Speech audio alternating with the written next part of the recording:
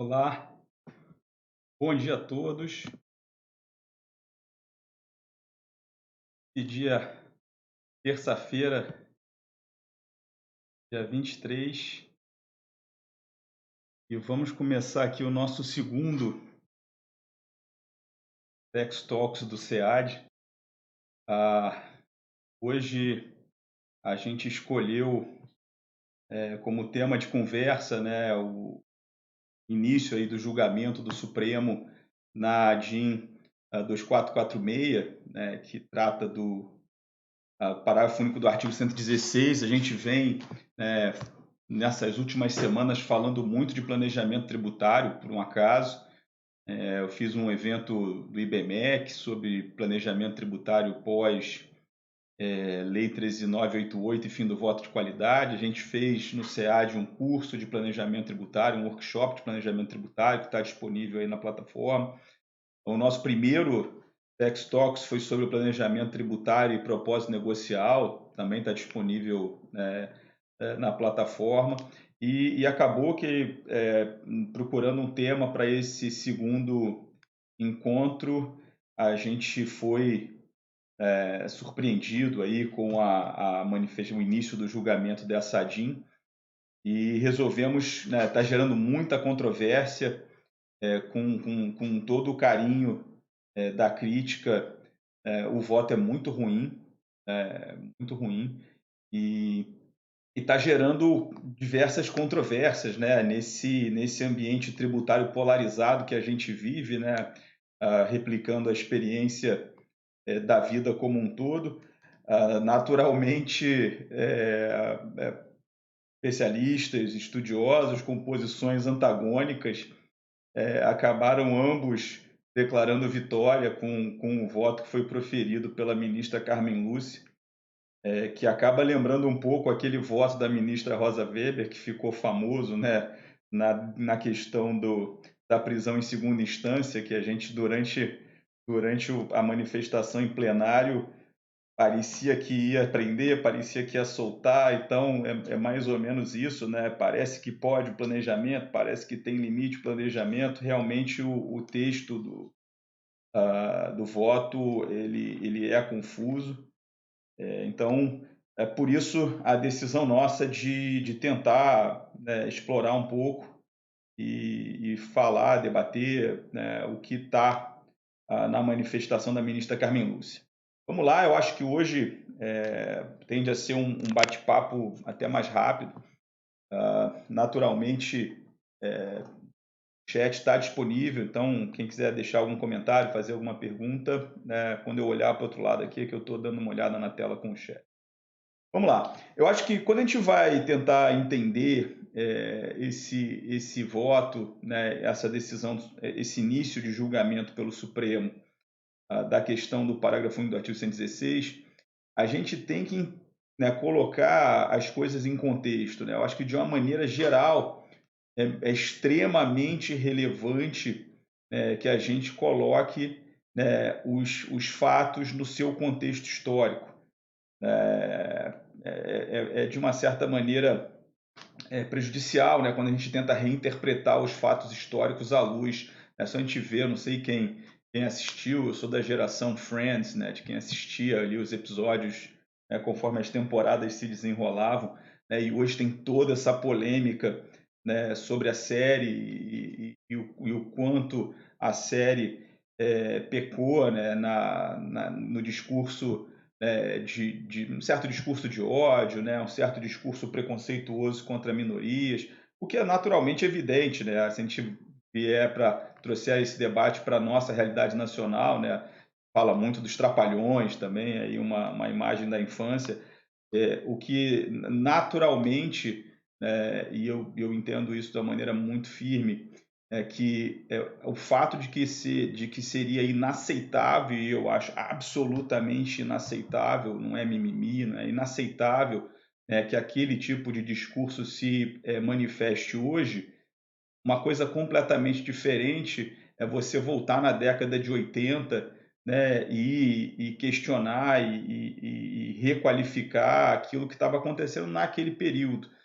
Então, eu acho que isso é importante de uma maneira geral, e no debate do planejamento tributário é essencial, porque é um debate que nos últimos 20 anos, né, mudou de uma maneira muito acentuada. Então, é relevante que a gente coloque no tempo. Eu até trouxe umas imagens, né? Então, a gente está em 2001 agora. A gente entrou no túnel do tempo, estamos em 2001. Quando você chega em 2001, por exemplo, isso era o cinema de 2001. Estava saindo o primeiro Senhor dos Anéis, estava saindo o primeiro Harry Potter. Então, assim, a gente tinha dia de treinamento com um Ethan Hawke garoto. Isso era 2001. É um outro mundo completamente diferente, né, do que a gente está habituado hoje. A gente olha a parada de sucessos de 2001, né, a gente vai encontrar em terceiro Backstreet Boys e em nono NSYNC.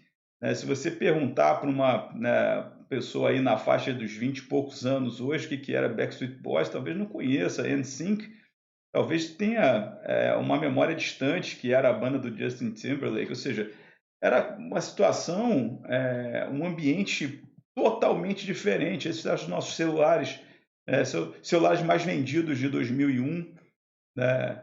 E aí os grandes carros de 2001, esse Sara Picasso, que eu não sei como alguém aprovou, né, essa bolha ambulante, né, uma das primeiras versões do Ford Ka, e aqui um novíssimo Honda Civic, né, 2001. Então a gente tem que entender que quando a gente leva o debate para 2001, e 2001 não levou a gente só carros hoje estranhos e aparelhos celulares disfuncionais.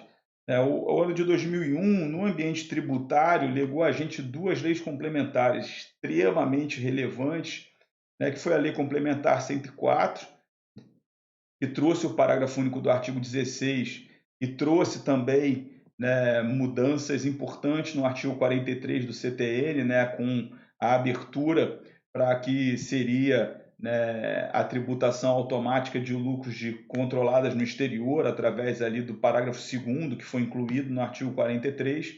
Então, a Lei Complementar 104, ela teve um papel muito relevante, né, no desenho do sistema tributário, né? É lógico que a gente vai falar disso, né? É lógico que o parágrafo 116 acabou sendo menos relevante enquanto dispositivo em si e talvez mais relevante enquanto empurrão, né, para que houvesse uma mudança de ambiente. Agora, além da Lei Complementar 104, a gente teve a Lei Complementar 105, que a gente sabe, permitindo o acesso das autoridades fiscais a dados bancários, né, sem prévia decisão judicial.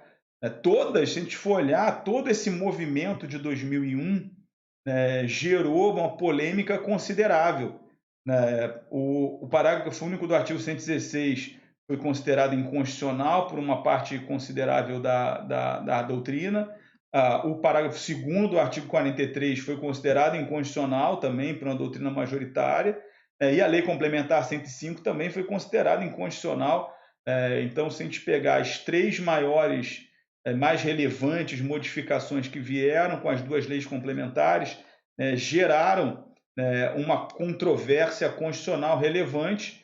A gente sabe que a controvérsia... E esse quadro aqui ele é muito interessante para a gente entender, lá nos idos de 2013, 2014, eu publiquei um artigo no saudoso Grandes Questões Atuais de Direito Tributário da Dialética, naquele ano. Para quem não. É outra coisa também que está ficando no tempo, né? Daqui a pouco vai ter gerações de tributaristas que nunca viram um livrinho do Grandes Questões. Mas era realmente um dos eventos mais tradicionais do ano, né? E aquele seminário ele era organizado com o Dr. Valdir de Oliveira Rocha, né, que era o dono da Dialética, provocando, né, os palestrantes e quem ia escrever no livro com questões. E uma das questões daquele ano era o papel do Supremo na garantia da segurança jurídica em direito tributário. E nesse aspecto, a gente percebe que, na verdade, o Supremo ele vem sendo um causador de insegurança jurídica no contexto tributário, isso de uma maneira bastante acentuada. se a gente olhar esses três grandes temas, né, artigo 43, parágrafo 2º, parágrafo único do artigo 116 e lei complementar 105, o único que chegou a termo até agora foi a lei complementar 105, né, com o Supremo em 2016, ou seja, 15 anos depois, né, da edição da lei complementar, firmando posição pela constitucionalidade do acesso direto a informações bancárias. O artigo 43, parágrafo 2º, e a tributação de lucros de controladas no exterior, a gente lembra bem, né, objeto lá da ADIM 2588, que foi julgado em 2013, sem que o Supremo conseguisse maioria para fechar a posição pela constitucionalidade ou inconstitucionalidade da tributação automática, no caso de controladas localizadas em países de tributação regular. E o caso talvez mais assintoso, que é o parágrafo 1 do artigo 116, nós vamos aí para 20 anos com um julgamento que começa agora, começa com esses julgamentos em plenário virtual que estão gerando problemas. A gente vai falar disso no final, né? O voto é da ministra Carmen Lúcia, mas a gente já teve outros 4 ministros que acompanharam. Então, agora a gente tem a ministra Carmen Lúcia, Gilmar Mendes, Marco Aurélio, Edson Fachin e Alexandre de Moraes, todos em cima dessa manifestação da ministra Carmen Lúcia, sem apresentação, pelo menos por enquanto, de voto. Então, efetivamente, o papel do Supremo Tribunal Federal no desenho do sistema tributário, ele vem deixando muitíssimo a desejar. Então, se a gente perceber esse caso específico, são quase 20 anos para iniciar um julgamento, inicia um voto sucinto de 8 páginas, a gente tem 20 anos de produção teórica, 20 anos de debate concreto disso, um voto de 20 páginas, com referências doutrinárias já talvez não tão atuais em relação à discussão do tema. Então, é preocupante a gente começar hoje essa discussão tão relevante, que vai pautar as discussões, os debates de planejamento tributário para o futuro, com o risco de repetir a história do parágrafo único, perdão, a história da tributação de controladas, ou seja, de ter uma decisão que, no fundo, não decide muita coisa. A gente vai levar 20 anos para não levar nada para casa. Então, a Lei Complementar 104, ela é de janeiro de 2001. Em abril de 2001 foi ajuizada aí a ADIM 2446. Então, ou seja, houve uma reação muito rápida de questionamento judicial, questionamento da constitucionalidade do parágrafo único do artigo 116. E essa ADIM foi inicialmente distribuída para a ministra Ellen Grace, e depois, com a aposentadoria da ministra Ellen Grace, foi redistribuída para a ministra Carmen Lúcia. E não dá para dizer que a ministra Carmen Lúcia pegou o caso de última hora, porque essa redistribuição para a ministra Carmen Lúcia foi feita em 2006. Ou seja, só de período em que o processo está com a ministra Carmen Lúcia, nós temos aí mais de 15 anos em que esse tema está sob a relatoria da ministra Carmen Lúcia, reiterando. E vejam bem, é natural que não cabe ao Supremo decisão sobre casos concretos de planejamento. Cabe ao Supremo estabelecer a pauta, estabelecer os limites, estabelecer o que a autoridade fiscal pode e não pode fazer, numa premissa principiológica, não concreta, ou seja, não cabe ao Supremo revisar um auto de infração de ágio. Então, mas realmente é tardia essa tentativa do Supremo de pautar uma discussão que já andou. Quando a gente pega a própria fundamentação da ADIM 2446, ela é fruto daquele tempo, ela é completamente datada. Então, a discussão de fundo na ADIM 2446 era violação ao princípio da legalidade, violação ao princípio da tipicidade cerrada. Você tinha uma discussão de violação ao princípio da separação dos poderes, porque que argumentava que, ao delegar a competência para a autoridade fiscal desconsiderar atos e negócios praticados pelos indivíduos, pelos contribuintes, se teria quebrado a separação de competências entre poder legislativo e poder executivo, que não poderia o parágrafo único do artigo 116 estabelecer esse tipo de competência para a autoridade administrativa. Tinha uma discussão muito presente de tributação por analogia, né, que a desconsideração de atos praticados pelos contribuintes resultaria numa tributação por analogia, num argumento circular com todo o debate sobre legalidade tributária. Então, a premissa seria que a desconsideração, né, de atos praticados pelos contribuintes teria como efeito a tributação de fatos econômicos não previstos em lei, portanto, a tributação sem lei, que seria inconstitucional. Então, quem tiver curiosidade, né, naturalmente a petição inicial está disponível lá no site do STF. Tiver curiosidade, ou quem já leu, né, provavelmente vai chegar à mesma conclusão, né, de que é uma peça também fruto do seu tempo. Não tem a menor dúvida que, se fosse elaborar uma nova petição inicial numa discussão semelhante, o texto provavelmente seria diferente, né? Porque eu vivi essa época, eu me formei em 98, ali em 2001 eu estava com 3 anos de formado, 24 anos de idade, começando a carreira, mas vivi bem esse período e todas as discussões. Era uma época que basicamente não existia literatura sobre planejamento tributário. Então, naquele período, sobre planejamento tributário mesmo, tinha a obra do Sampaio Dória, já antiga, né, na década de 70, tinha uma coletânea organizada pelo professor Ibis Gandra na primeira versão dos cadernos de pesquisa tributária, tinha um livro de um autor baiano chamado Johnson Barbosa Nogueira sobre interpretação econômica no direito tributário, mas não tinha muito mais do que isso. Logo depois da Lei Complementar 104, veio um livro da própria Dialética, uma coletânea, o Planejamento Tributário, e a Lei Complementar 104, e a gente tinha a primeira versão dos estudos do Marco Aurélio Greco sobre planejamento tributário, que é de 1998, que era um livrinho fininho da Dialética sobre interpretação e planejamento tributário, que na verdade eram aulas, né, que ele proferiu, não era nem um livro efetivamente escrito. A primeira edição do livro dele de planejamento só veio a ser publicada em 2004. Então, em 2001, a gente tinha um ambiente de ainda certo obscurantismo teórico sobre o debate do planejamento tributário, que não causa espécie, e, de uma certa maneira, o debate ele tenha se reduzido a um debate sobre o princípio da legalidade, que era uma coisa muito mais próxima.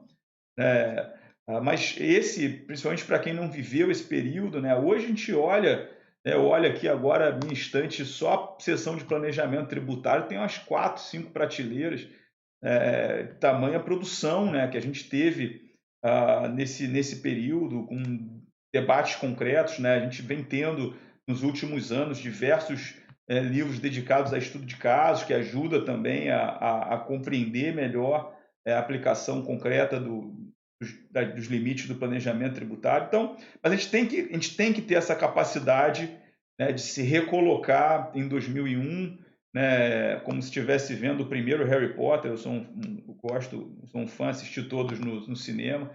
Eu não consigo nem lembrar bem dessa época, mas vamos fazer esse esforço para nos recolocarmos lá. Então, feita essa introdução, vamos entrar propriamente no voto da ministra Carmen Lúcia. Como eu disse, né, então agora estamos aqui em 2020, né, com um voto da ministra Carmen Lúcia na mão, e eu separei 6 temas que eu achei mais relevantes, com a transcrição. Esse material depois vai estar disponível na plataforma, para quem quiser acessar e tal. Como eu falei, o voto, com ele aqui em mãos também, o voto é muito sucinto, são 9 páginas, né, com um espaçamento, uma fonte grande e um espaçamento considerável. além de transcrições legislativas de doutrina. Eu acho que se a gente, reduzir o voto ao seu conteúdo, é capaz da gente ter umas 2 ou 3 páginas sobre planejamento tributário no máximo aqui. O que efetivamente, mais uma vez, eu pessoalmente, acho que nesse momento, há pouco tempo atrás, coisa de 2 semanas atrás, a minha instituição, a UERJ, Universidade do Estado do Rio de Janeiro, soltou uma nota oficial que eu corroboro, apoiei, de uma certa maneira, pressionei, inclusive, para que a gente editasse, de defesa das instituições democráticas, tem a menor dúvida quanto à importância gigante que o Supremo Tribunal Federal tem na manutenção da democracia, mas isso não faz com que o Supremo tenha virado café com leite de críticas, ou seja, as críticas têm que ser feitas quando são devidas. E, de novo, eu dirijo essa crítica ao papel do Supremo no desenho do sistema tributário nacional há muitos anos já.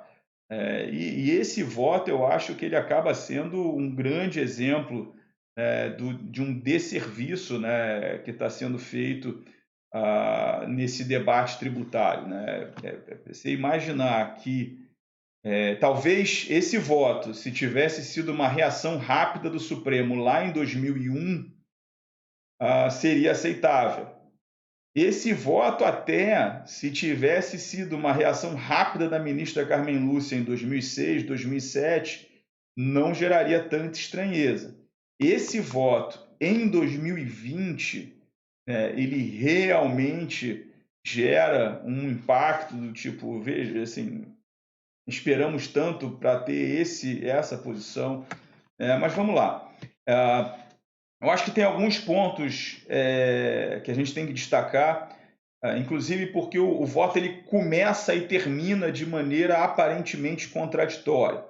Então, um dos primeiros aspectos relevantes que o voto chamou a atenção foi o fato de que a própria exposição de motivos da Lei Complementar 104 caracterizava o parágrafo único 116 como uma regra de combate à elisão tributária, como uma regra de combate ao planejamento tributário ilegítimo.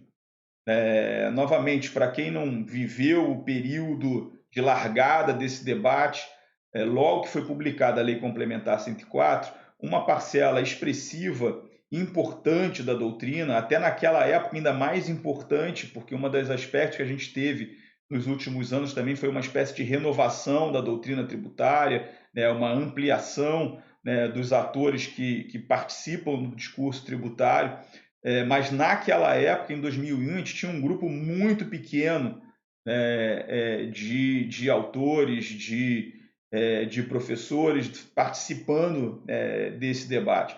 E dentro desse grupo pequeno, uma parcela relevante e significativa se manifestou no sentido de que o parágrafo 1 do artigo 116 ele não era uma regra de combate ao planejamento ilegítimo, que ele era uma regra de combate à simulação, como se fosse uma espécie de repetição do dispositivo que a gente já tem no artigo 149, inciso 7º do CTN.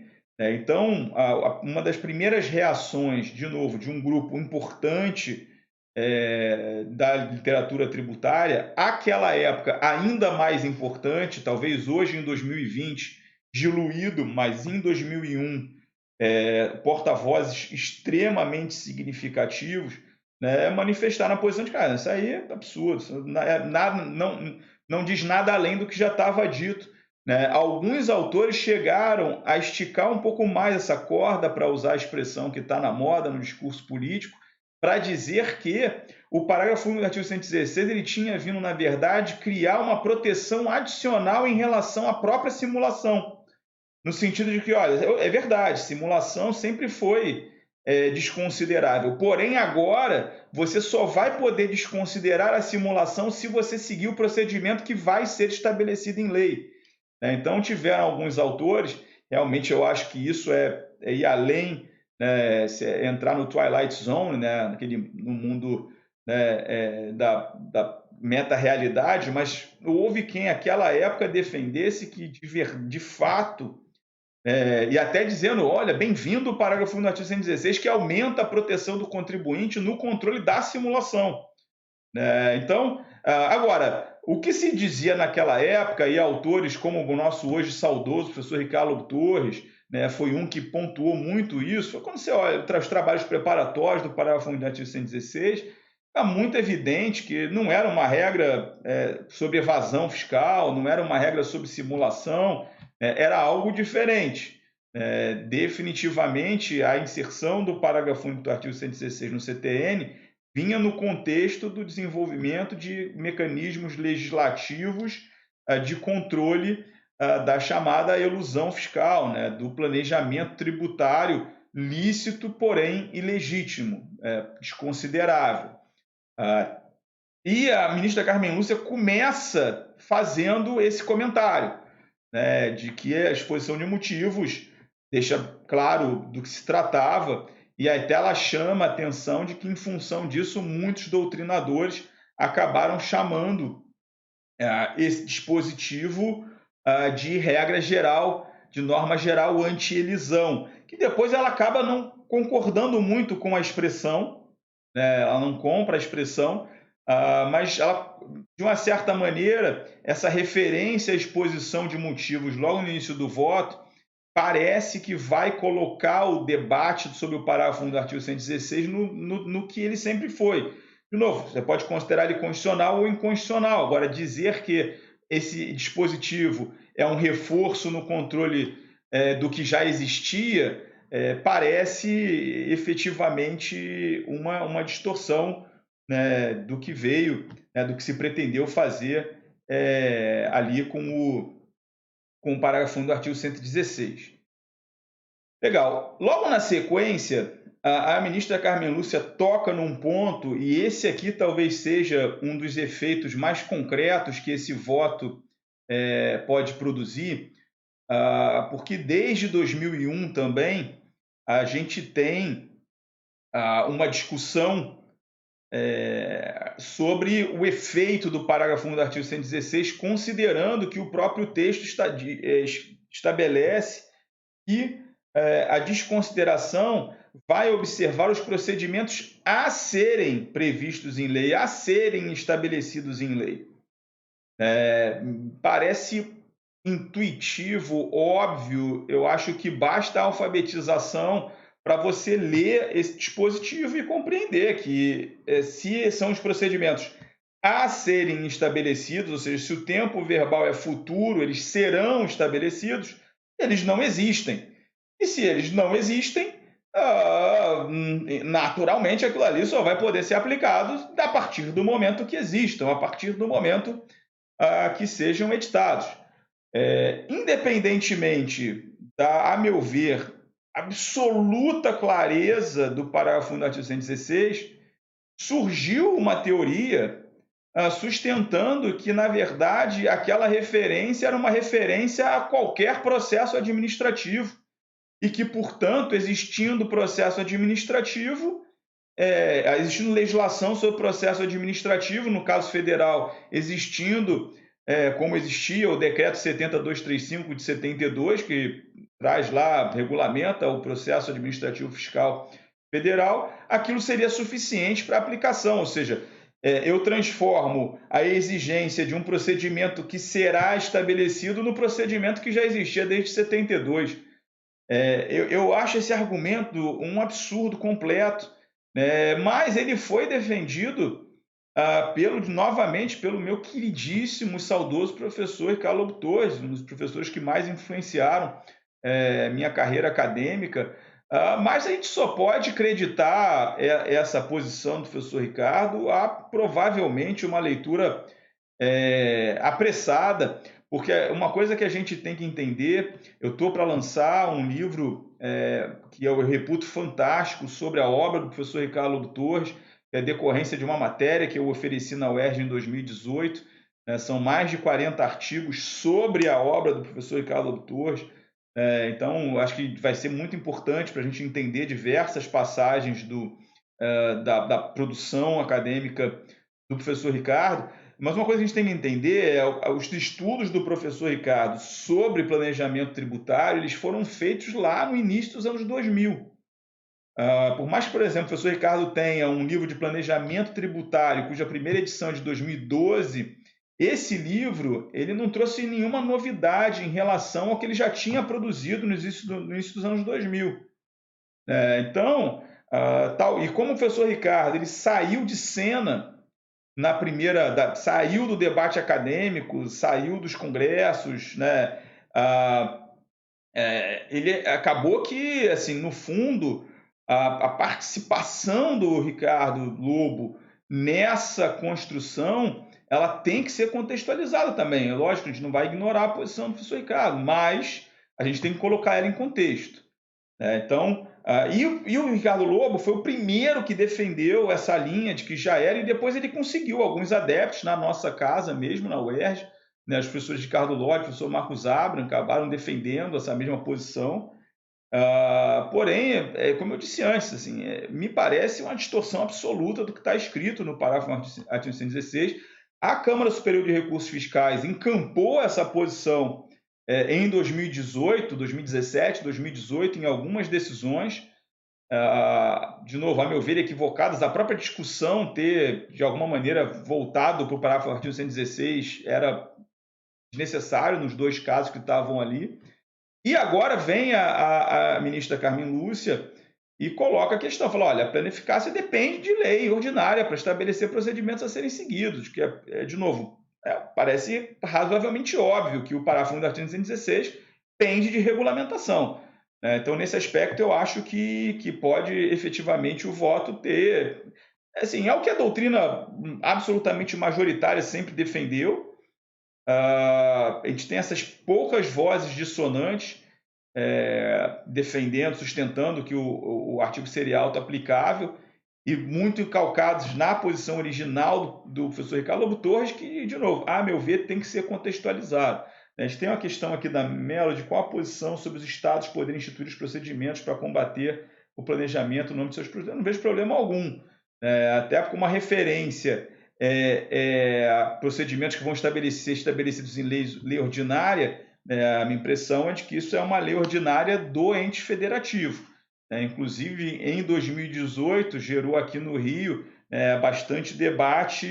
A gente já tinha uma regulamentação do parágrafo do artigo 116 e nós temos uma nova que está em vigor desde 2018. Outros estados têm, Minas Gerais tem também. Então, estados e municípios são livres para regulamentar o procedimento. O que, a meu ver, mostra, e eu acho que isso é absolutamente claro hoje, tá?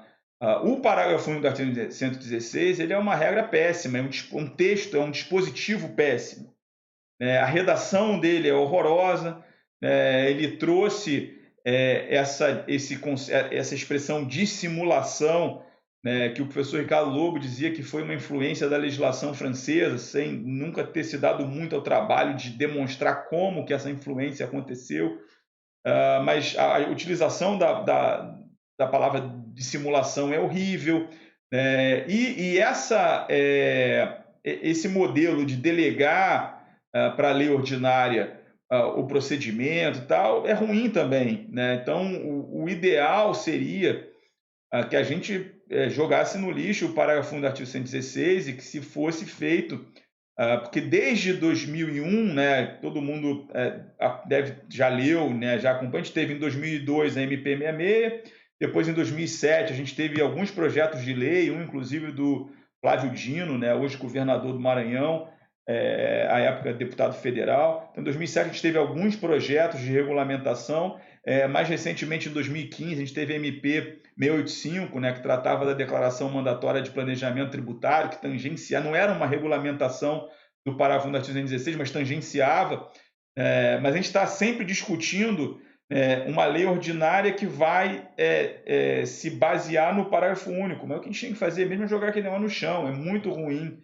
O texto é ruim, a gente já entendeu, e aí eu acho que isso faz parte do que a gente viveu esses 20 anos, a gente já entendeu que a questão da penalidade é extremamente relevante, com essas penalidades extorsivas sendo aplicadas aos contribuintes. A gente já entendeu que a questão criminal é relevante, né, com o direito penal sendo utilizado de maneira a coagir o contribuinte a adotar uma posição ou outra, às vezes até a quitar o crédito tributário com receio da persecução penal. Né? Então, a gente precisava lógico, você pode delegar, entregar ao ente federativo a capacidade de disciplinar o procedimento administrativo específico, né? Porque, naturalmente, cada ente tem na sua estrutura administrativa os seus órgãos, né? Você não consegue estabelecer no CTN um procedimento, mas eu acredito que, primeiro, a gente tinha que ter uma regra geral mais clara, a gente tem que ter alguma indicação de critérios, por mais difícil que isso seja, e eu venho dizendo isso, é extremamente difícil estabelecer critérios,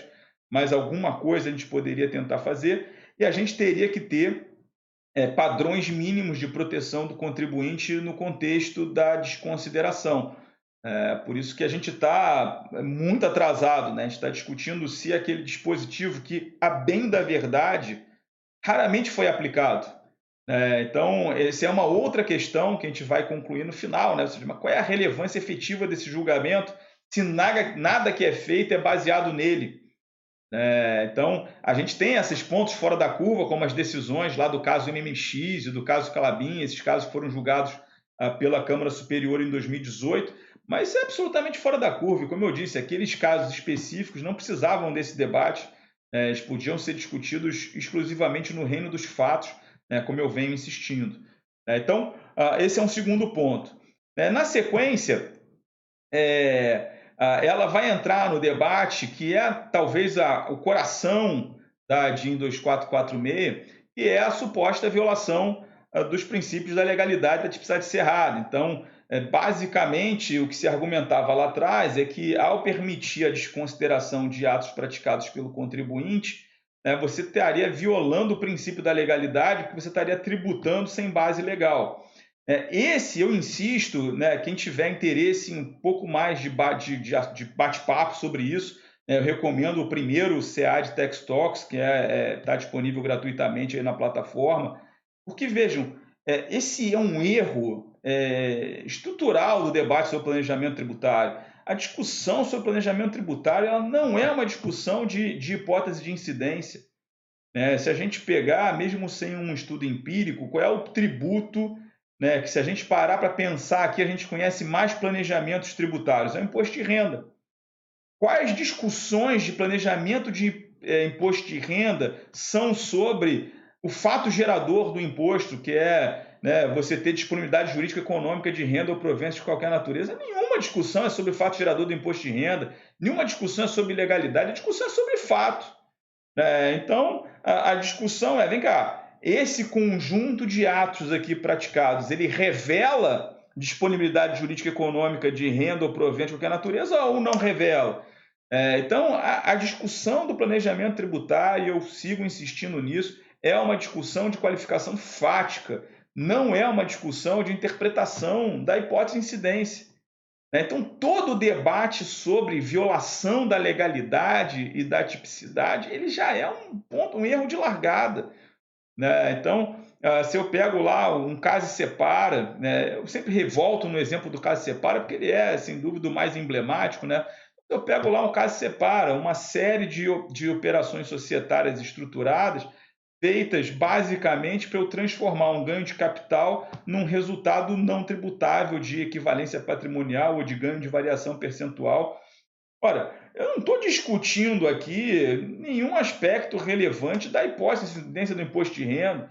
Eu estou discutindo houve ganho de capital ou não houve ganho de capital. E se houve ganho de capital, naturalmente eu já tenho a lei que manda tributar, ou seja, eu não estou inovando na legislação tributária, criando um fato gerador caso e separa. O fato gerador sempre existiu. A única coisa que eu estou dizendo é, olha só, isso tudo que foi feito aqui, no fundo, é um ganho de capital, porque são atos que foram praticados sem nenhuma realidade fática, sem corresponderem a nenhuma operação concreta. Então, esse debate todo, e esse aspecto até, por mais que extremamente sucinto, e não explícito, a minha impressão é que a ministra Carmen Lúcia percebeu, né? Quando ela fala, olha, não tem nenhuma violação de legalidade, de tipicidade, ela fala, olha, nada no parágrafo único do artigo 116 leva a uma tributação sem lei. A lei está prevista, vai até a parte final. A autoridade fiscal está autorizada apenas a aplicar a base de cálculo e a alíquota a uma hipótese de incidência estabelecida em lei que se tenha realizado. Então, parece, de novo, é tudo muito sucinto, é um tratamento muito superficial de um tema extremamente complexo, né, e polarizado, como eu disse antes. Né? Então, o que está acontecendo, né, como eu já comentei, está, né, todo mundo, pessoas que defendem posições antagônicas estão ambas, parece aquela luta de boxe, né, que bate o apito final e todo mundo levanta o braço, eu ganhei. Então, porque não foi explícito o suficiente, mas me parece que quando ela analisa a questão da alegação de violação ao princípio da legalidade, e fala, olha, no fundo, nada que permite uma tributação sem lei, ela está reconhecendo o que é óbvio. Nenhum autor que defende um controle talvez um pouco mais amplo da liberdade de planejamento tributário vai defender tributação sem lei. O que você defende pelo contrário até, que é paradoxal, né? E de uma certa maneira ela até diz isso no voto, porque autores que ambos os lados, né, fundamentam a posição na legalidade, né, em visões diferentes da legalidade, né? Então, enquanto um grupo vai dizer, não, desconsiderar o planejamento viola o princípio da legalidade porque não tem um dispositivo que proíba casa e separa, outro grupo vai dizer, mas espera aí, não tributar nesse caso viola o princípio da legalidade porque existe a previsão para a tributação de disponibilidade jurídica econômica de renda ou proveniência de qualquer natureza. Se eu deixo de tributar uma renda que foi efetivamente materializada, eu deixo de aplicar a lei ao caso concreto. De novo, o voto dá a entender que ela está inclinada para essa segunda perspectiva. Porém, de novo, deixa efetivamente a desejar.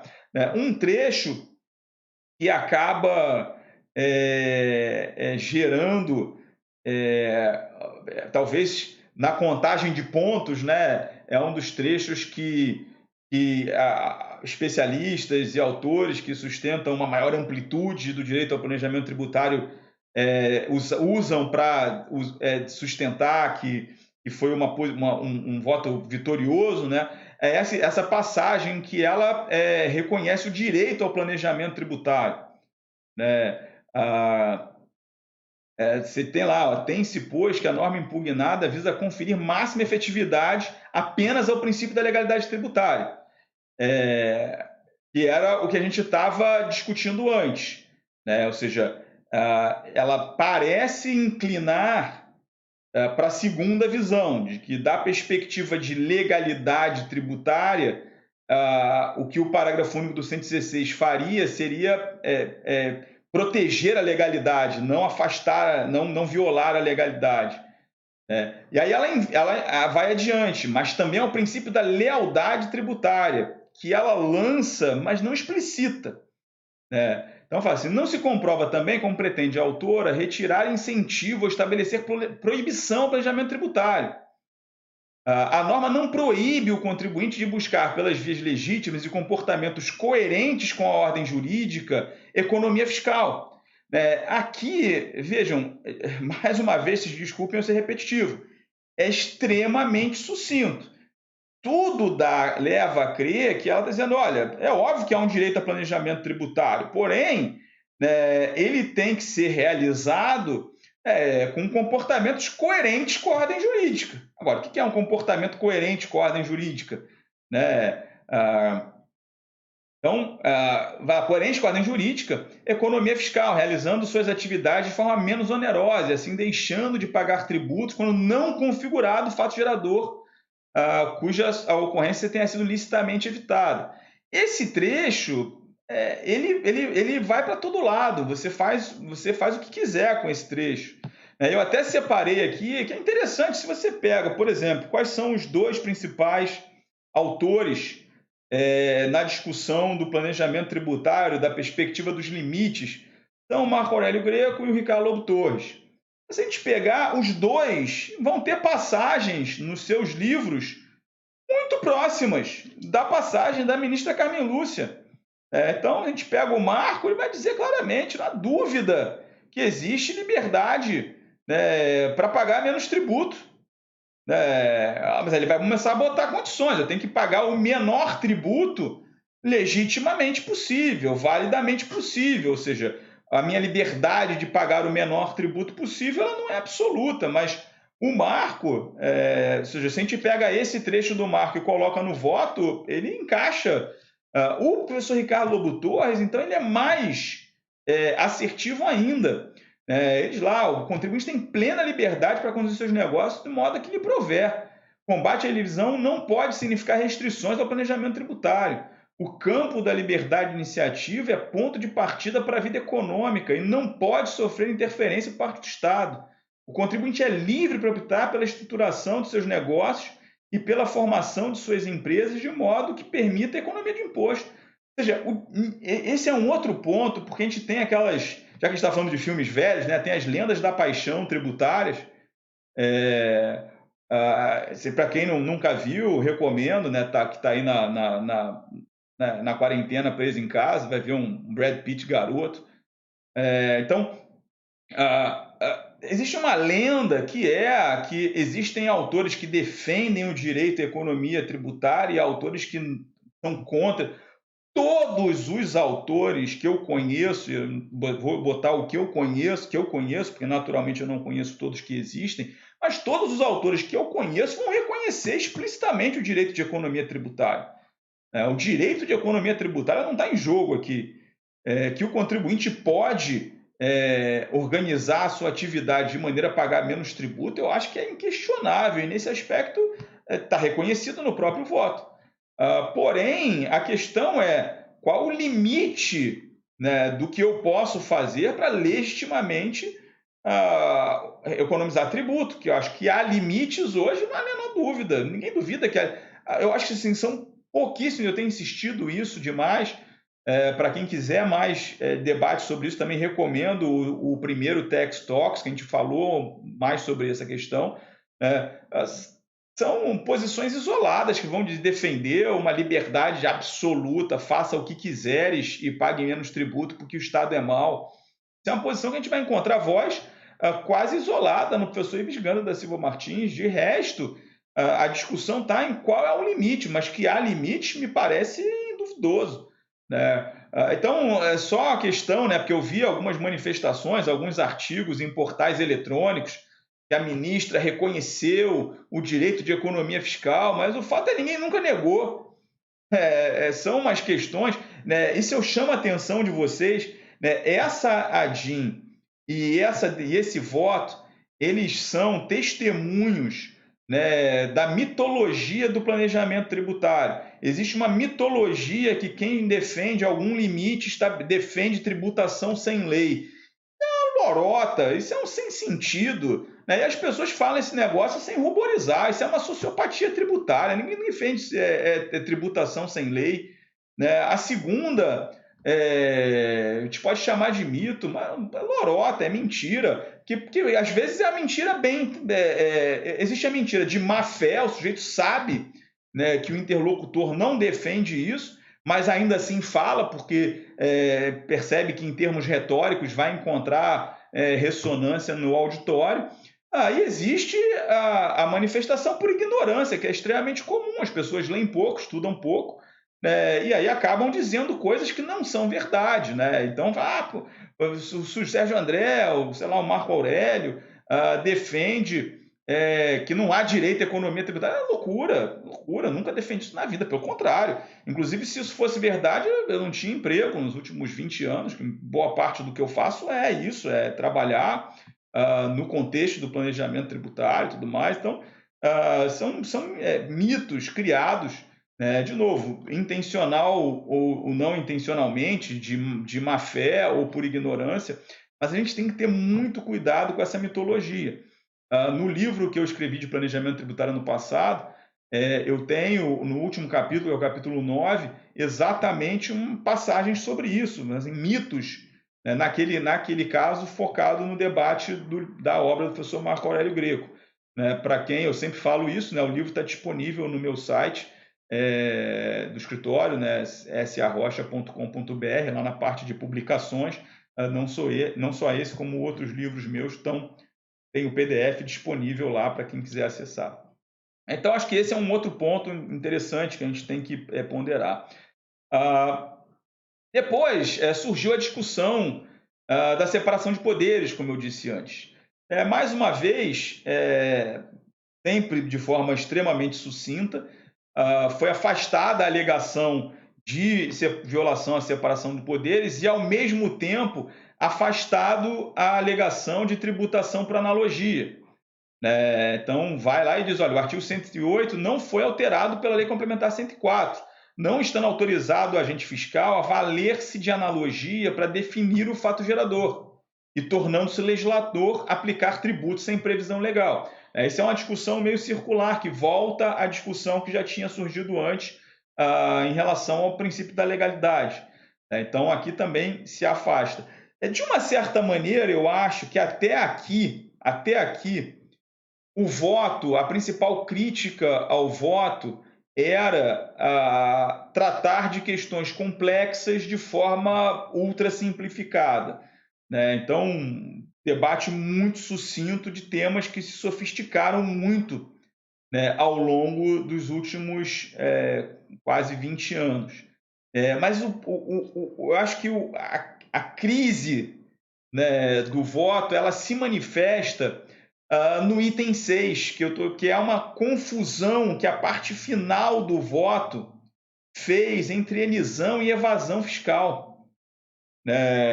Então, ela meio que conclui o voto dizendo, de se notar que a elisão fiscal difere da evasão fiscal. Enquanto na primeira, a diminuição lícita dos valores tributários devidos pelo contribuinte, dos valores devidos, pois o contribuinte evita a relação jurídica que faria nascer a obrigação tributária, na segunda, o contribuinte atua de forma a ocultar fato gerador, materializado para omitir seu pagamento da obrigação tributária devida. A despeito dos alegados motivos que resultaram na inclusão do parágrafo 116, a denominação norma anti-elisão é de ser tida como inapropriada, cuidando do dispositivo de questão de norma de combate à evasão fiscal. Esse trecho final, ele é um sem sentido absoluto, e ele torna absolutamente sem sentido o voto inteiro. Porque ou seja, o voto ele vinha caminhando, dizendo que, olha, não viola a legalidade, não viola a tipicidade. Quem conhece um pouco da minha produção sabe que eu acho que o princípio da tipicidade não existe. É só o fato de a gente estar discutindo legalidade, tipicidade nesse contexto é terrível. Mas a própria literatura, uma literatura, como eu disse, datada, ou seja, não foi feito nenhum esforço de entender como que esse debate está acontecendo hoje, no século XXI, 2020.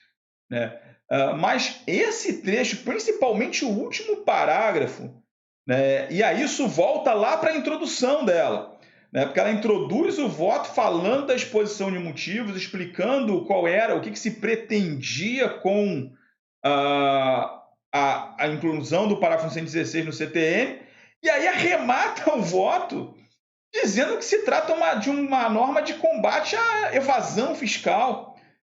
Evasão fiscal, em termos conceituais, a gente traz uma definição que vem desde Sampaio Dória, que é entendido aquilo que foi praticado por meios ilícitos, ou seja, se a gente for voltar no tempo, lá em 2001 também, emissão de um documento fiscal falso, então, ou seja, um meio ilícito, ou então aquilo que foi praticado depois da ocorrência do fato gerador, porque se entende que se ocorreu o fato gerador, nasceu a relação jurídico-tributária, e se nasceu a relação jurídico-tributária, não tem mais nada que eu possa fazer para evitar o pagamento de tributo.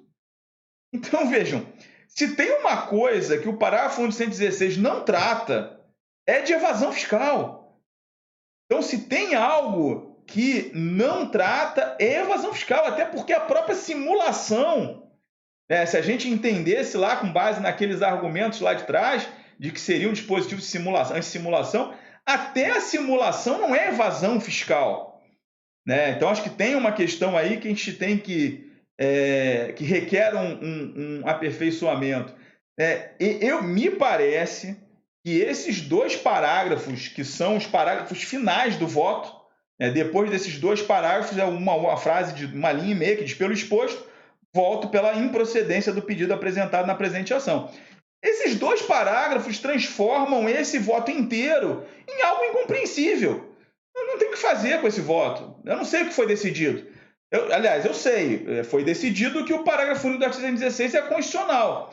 Agora, o que é o parágrafo único do artigo 116 que foi declarado constitucional? Eu não sei dizer. Com base nesse voto, eu não sei dizer. Então, me parece simplesmente desastroso, né, que depois de todo esse tempo, de toda essa espera, a gente tenha esse começo de desfecho, né, desse debate em cima de um voto tão ambíguo, né, tão incompreensível. Né? Então, realmente, acho que começamos muito mal, mas o pior, a gente começou e andou demais, porque a gente teve o voto da ministra Carmen Lúcia e depois ele foi sendo acompanhado. Marco Aurélio, Fachin, Alexandre de Moraes, Gilmar. Então agora está 5-0. E o negócio só não acabou porque teve um pedido de vista do ministro Ricardo Lewandowski. Então eu acho que é extremamente importante que nesse período a gente comece a criticar e, de novo, não estou defendendo que o da decisão seja num sentido ou em outro. Eu acho que é papel da Corte Suprema definir qual é a melhor interpretação do disposto lá na Constituição e definir as balizas da Constituição do Sistema Tributário Nacional. Agora, o que não dá para ter, e seria terrível, é ter uma decisão que nada decide. Né, que parece ser para onde a gente vai caminhando. A gente vai caminhando para uma decisão que não decide, uma decisão que não dá as pautas. A única coisa mais concreta que a gente consegue tirar desse voto é que o parágrafo 116 tem que ser regulamentado. Fora isso, ele confunde ainda mais algo que já era confuso. Então, eu estou introduzindo agora nesse Tex Talks 2 o Serginho. O que a gente pode esperar dessa decisão? Né? Eu não sei se... eu sou cético agora, honestamente, a que a gente tenha qualquer reviravolta qualitativa, né? E que o voto... e que a gente tenha uma posição mais clara do Supremo. Então, o ideal seria começar... e pode ser que a gente acabe tendo uma situação parecida que a gente teve com a 2588, que é ter que reiniciar o cronômetro para esperar um outro caso chegar no Supremo para rediscutir. O que seria, não consigo nem dizer, assim, honestamente, conforme o tempo vai passando e a gente vai ficando um pouco mais experiente, é desesperador ver essas situações. Né? Essa discussão começou quando eu era garoto, agora já me encontra um tributarista maduro e, se bobear, vai terminar com um tributarista velhinho, fim de carreira, porque é isso, né? Se recomeça o reloginho, ele volta quando? Depois do não julgamento do Supremo sobre lucro no exterior em 2013, nós já estamos em 2020 e tem caso lá para julgar. Já foram 7 anos daquela decisão de 2013 e nada aconteceu. Quanto tempo mais vai levar? Então, eu venho insistindo. Se fala tanto em reforma tributária, reforma constitucional. Talvez a melhor reforma tributária seria a criação de um tribunal constitucional tributário. Goste ou não, critique ou não, a gente tem esse sistema tributário atípico, né, absolutamente enraizado na Constituição. Você precisa de uma corte constitucional tributária que tenha a condição de responder de forma rápida. Eu estou terminando um texto junto com meu querido amigo Luiz Guilherme, né, da IBM, sobre tributação das operações com software. Aquilo é uma outra vergonha. A gente tem uma DIN de uma lei do Mato Grosso da década de 90, operações que nem existem mais, o negócio entra e sai de pauta, não consegue terminar o julgamento. Talvez uma grande reforma tributária seria efetivamente a reforma tributária lá na ponta da aplicação, onde tem essa tara com o desenho legislativo, com as regras da Constituição, mas o texto normativo só é tão bom quanto quem vai interpretar ele consegue fazer com que ele seja. Então, às vezes parece que a falha não está tanto no texto, está na interpretação ou na falta de interpretação que é dada a ele. Pessoal, a gente vai chegando para o final, a gente tem feito um esforço para manter esses encontros em 1 hora, aí respeitando as agendas. Parece que nesse período de pandemia, mais do que nunca, as agendas estão espremidas. Se alguém tiver um último comentário, vou dar um minutinho aqui para ver se aparece alguma pergunta final. Enquanto isso, já vou agradecendo quem nos assistiu hoje ao vivo, dia 23 de junho. Esse vídeo, junto com outros, vai ficar disponível na nossa plataforma, no EAD Box. Então, pode ser acessado futuramente, junto com outros cursos. A gente está preparando agora 2 cursos muito interessantes, né? Eu vou fazer finalmente um curso mais completo de tributação internacional em 12 encontros. A ideia é que a gente venha desde o início de o que é direito internacional tributário, passando por convenções, discutindo tributação de fonte, tributação de residência, crédito de imposto pago no exterior, tributação de lucro de controlada no exterior, ou seja, vão ser 12 encontros bastante intensos. A gente está terminando, né, para colocar esse material online. Chegou uma questão aqui do Túlio: professor, você considera que o julgamento foi influenciado? Acho que não. Veja, eu acredito, até interessante essa questão do Túlio, né, o quanto os debates, né, internacionais influenciam, né? Quando a gente teve o julgamento das ADINs e dos REs com repercussão geral, no caso do acesso a informações bancárias, no caso do chamado sigilo bancário, quando a gente pega os votos, no caso o voto do Dias Toffoli, o voto do ministro Fachin, se não me engano, o próprio voto do ministro Barroso, vários votos fizeram referência ao ambiente internacional, a quanto havia tratados internacionais que o Brasil havia celebrado, ou seja, compromissos internacionais que tinham que ser adimplidos, e todo o contexto de transparência que tinha se desenvolvido no direito internacional tributário, etc. E, de alguma maneira, se aquilo não foi decisivo, certamente fez parte do contexto da discussão. Nesse caso aqui, eu acho que nenhuma relevância. Eu acho que essa discussão está sendo... Até porque, naquele caso de 2016, existia uma pressão internacional, né? Porque a gente estava... para entrando em vigor o FATCA, né, para a troca de informações com os Estados Unidos. A gente tinha a troca de informações no contexto do projeto BEPS, lá com o Country by Country Reporting e tal, tudo ancorado na Convenção Multilateral para Assistência Administrativa Mútua em Matéria Fiscal. Então, assim, realmente existia uma premissa, né, uma pressão para que o Brasil se alinhasse com um padrão internacional de transparência. O pessoal da OCDE vindo a Brasília, conversando no Congresso para aprovar a Convenção Multilateral e tal. Então, foi uma discussão muito atípica, né, porque realmente existia uma pressão doméstica, principalmente das instituições financeiras, muito receosas de não poderem trocar informações com base no FATCA, e uma pressão internacional para que o Brasil tivesse alinhado, né, com as recomendações do projeto BEPS. Lembrando, o Brasil ele é membro lá do chamado Inclusive Framework do projeto BEPS, e como membro do Inclusive Framework, ele assumiu o compromisso, né, de adotar as ações 5, 6, 13 e 14. E as ações 5 e 13 são basicamente calcadas em troca de informações. Boa parte da ação 5 é transparência, né? Troca de informações de rulings, etc. E a ação 13 é troca de informações pura. Então, existia realmente muita preocupação naquele contexto. No contexto de agora, dessa decisão, Túlio, me parece que não.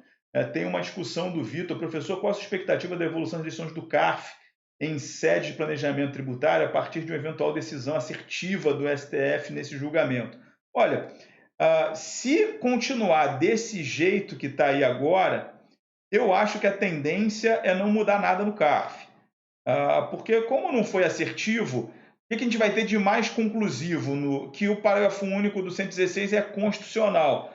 Mas a aplicação do parágrafo único do 116 no CARF ela é acidental, ela não é a regra. Então, o que me parece que vai ter mais efeito na discussão no CARF, e eu comentei sobre isso nesses outros últimos eventos, é o fim do voto de qualidade. Tenho insistido que não me parece que o efeito vai ser tão relevante quanto estão esperando. Quando a gente faz uma revisão das decisões sobre o planejamento no CARF, a gente percebe que a maioria delas é por maioria, não é por voto de qualidade. Os pontos fora da curva são multa qualificada e ágio, mas que são questões que se tornaram meio interpretativas, não são concretas. Então, acaba que na polarização ali entre os conselheiros eram temas julgados pelo voto de qualidade que devem ser revertidos. Inclusive, ontem eu publiquei um artigo no Jota discutindo o efeito no tempo dessas decisões, porque tem me causado muita estranheza e em questões interpretativas, o contribuinte A tem uma decisão para não pagar e o contribuinte B tem uma decisão para pagar. É uma discussão muito difícil. A gente vai ter um evento na BDF, que já deixo aí a propaganda, no dia 6 de julho, em que eu, o Gustavo Brigagão e a Suzy Hoffman vamos discutir exatamente essa questão, mas eu acho que isso tende a ter mais efeito sobre as decisões do CARF. Agora, Vitor, uma questão que não está clara ainda é qual vai ser a composição do CARF para o futuro. E, de novo, naturalmente, como esse texto do voto da ministra Carmen Lúcia é muito aberto, como eu comentei antes, está todo mundo se declarando vitorioso. E aí, efetivamente, pode ser que... Agora, até aproveitando a pergunta do Vitor, uma questão que eu não falei que deveria ter falado. Até no meio comentei e fiquei de voltar. No fundo, nada se dá em cima do parágrafo 116. O parágrafo 116 é o mais ineficaz dos dispositivos eficazes do CTN. Ele é ineficaz, ele é absolutamente... Então, ou seja, mesmo regulamentado, o que a gente tem no parágrafo 116 é um dispositivo que depois se tornou desnecessário em grande medida. Então, nada do que é feito hoje e decidido hoje, ele depende do parágrafo 116. Então, mais uma vez, voltando na pergunta do Vitor, qual o efeito? Depende. Em tese, se a gente olhar o que vem sendo decidido e como vem sendo decidido, deveria ser nenhum. Deveria ser irrelevante essa decisão. Agora, principalmente esse trecho final do voto, ela pode ser utilizado para fins retóricos, para dizer, olha, mesmo o parágrafo 116 é só sobre evasão, então não existe legislação para controlar qualquer coisa que não seja evasão. É possível isso? É possível. É um argumento que esse voto abre. Então, eu só posso esperar que, efetivamente, alguém coloque essa bola no chão, até para dizer se é isso mesmo. Ou vem cá, isso é uma posição isolada da ministra Carmen Lúcia? É isso que o tribunal pensa? De novo, não estou aqui para fazer. A minha posição pessoal não é essa, mas eu acho que o mais importante nesse nosso debate específico aqui. Então, não quer saber minha opinião pessoal? Assiste o primeiro SEAD Tax Talks. Aqui a gente está comentando o voto em si. Então, o que eu lamento do voto é que ele não é claro para uma posição ou por outra.